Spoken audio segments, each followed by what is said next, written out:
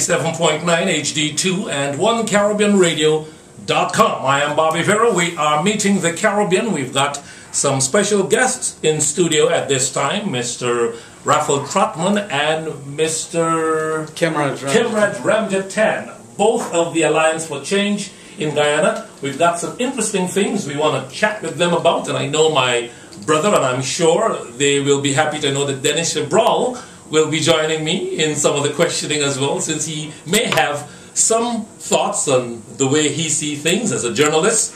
And so we'll be chatting with the gentlemen when we come back right after these messages. Yes, what's that noise about? It's raining in Georgetown. Mr. Cabral? Hi, Dennis. I think the rains are more. I don't know if you gentlemen left all this rain in Guyana, but certainly a delight to have you, and we will get Dennis momentarily because we'll hear when he comes in. But Mr. Ramjatan and Mr. Raffle, good afternoon and welcome again to One Caribbean Radio. Good afternoon, Bobby. Well, good to be here, Bobby. All right, it's always a pleasure to have folks from around the Caribbean, and definitely Guyana no different.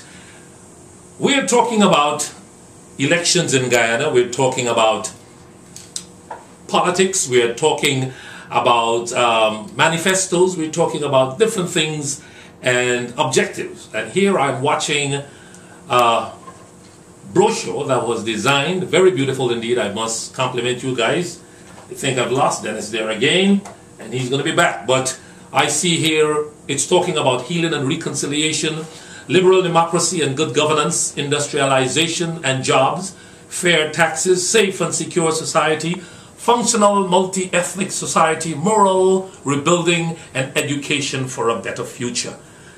Gentlemen, these are great objectives, but let us start off by asking you, what is the state of the Alliance for Change? Where are you at, and how are things going with the party before we start talking about the elections? The Alliance for Change is in a state of readiness for elections. We have structured, as you know, our organization in accordance with the regions, having our regional committees ensuring that the local issues are brought to the central level, and whatever strategies we can for remedying those issues, whether they be grievances or complaints of political authorities within those regions. We have also set up activist and volunteering committees on the ground that are going to do the distribution of our flyers, taking the issues to the people, or what we call the action plan instead of a manifesto, the action plan to the people. And of course arranging for us to be there at the top brass leadership to address them on what we feel are the pillars and objectives and programs and projects that we are going to execute once in government. It could be in better shape, as you know. It's a third movement. It doesn't have the history and the institutionalization in the political landscape like the PPP and the PNC, but it is getting there and getting there quickly. We are now, as you'd appreciate, a national household name. Everyone all across Guyana, Lethem to Linden, Charity to Crabwood Creek, knows the Alliance for Change, knows its top leaders, and are getting acquainted with even its second round leadership and lieutenants on the ground. So we are making an impact to the extent of which the PPP government only have on their lips today, largely AFC being the organization that is going to make some, movement within their bases, and also in relation to what better packaging of the projects and programs that is going to be good for the country. They are only critical of us.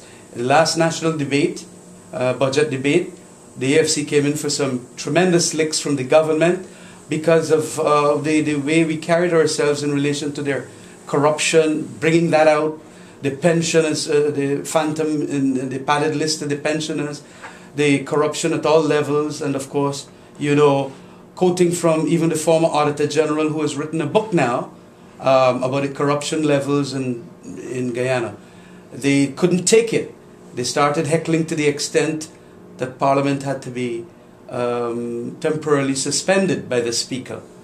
We are getting a hold of them and their programs, seeing a lot of what you call maladministration And we are sending that message across to the larger electorate, who we feel are buying in to the fact that the PPP is not today good for Guyana. You know, Mr. Ramjatan and Mr. Raphael Trotman, you both could answer at any point. To get really down to the questioning, this brochure, and I read, of course, on the wires that you launched your campaign a while ago. Is this considered in layman terms first jump, so that you will get the first word out? Was that the idea? Yeah, it was the idea to not necessarily first jump, but to get it out as early as possible and to let the people be educated as to your issues and your action plan. It does have an effect of getting the people to become more aware of what the Alliance for Change is all about, whilst the PNC and the PPP are really fighting to settle their presidential candidacies respectively. We feel that is like the early bird catches the worm, as it were. I know. Dennis, are you there? Dennis, are you there? Rained out. Dennis, I know something is wrong. Maybe, why don't you try another line and see if we try using another... Oh, you're getting me now. Okay. And I'm sure you were hearing Mr. Ramjatan in his opening remarks. All right. Well, let me ask, and then you could come in, Dennis, at any point after my first question. You know, Mr. Ramjatan, there is speculation and talk in Guyana that no one party can outdo the People's Progressive Party.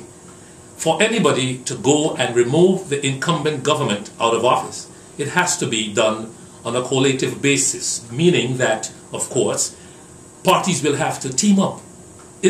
Are members of the AFC prepared to go in that direction? Well, today, you can go ahead. Well, just to add to, I think, what Kemrat would have said is that we are looking at the landscape. Just come a little closer. Yeah. Our executive has already made a decision that we would not be teaming up with either the PPP or the PNC. That remains the constant decision. We are bringing ourselves into a state of readiness for elections. Needless to say, we will be testing the waters as we go, feeling our way through. So, you know, in politics, you're told never to say never to anything, but as things go now, we are not likely to be in any coalitions with any of those parties. But we are looking at partnerships, we are looking at alliances.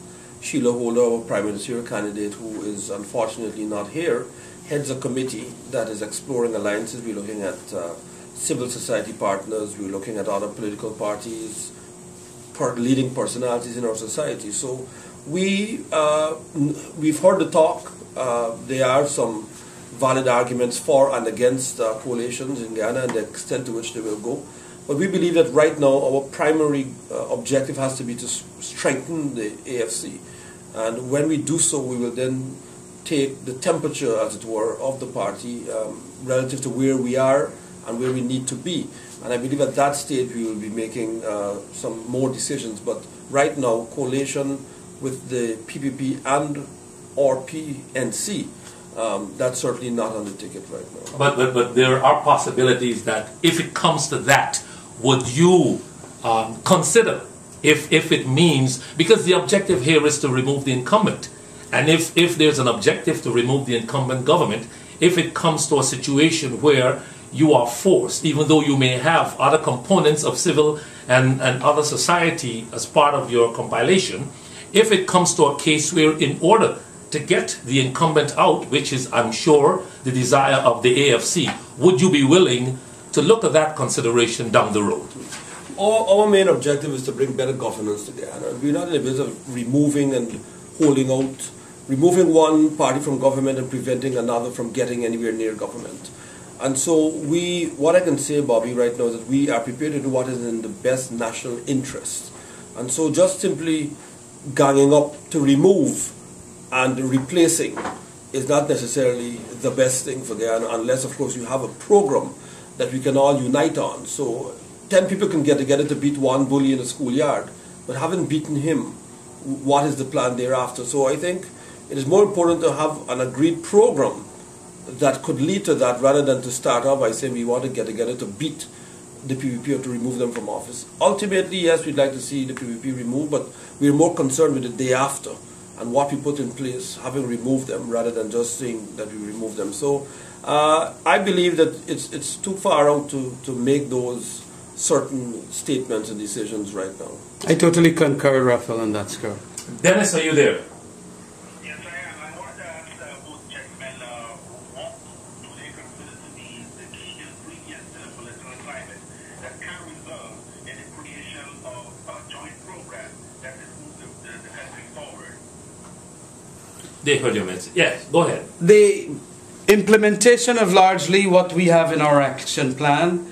First of all, the elimination of the tremendous immunities the executive presidency has. That was created, of course, by the PNC's constitution.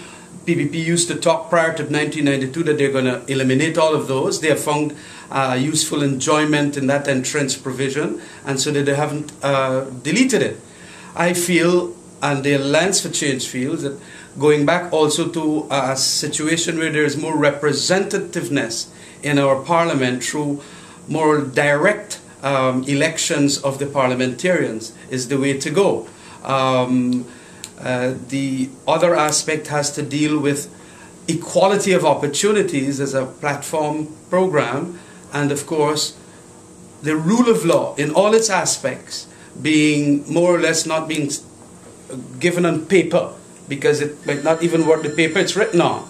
It is implementing them and then creating that culture. An important part of that too, Shabral, is our multi-ethnic approach.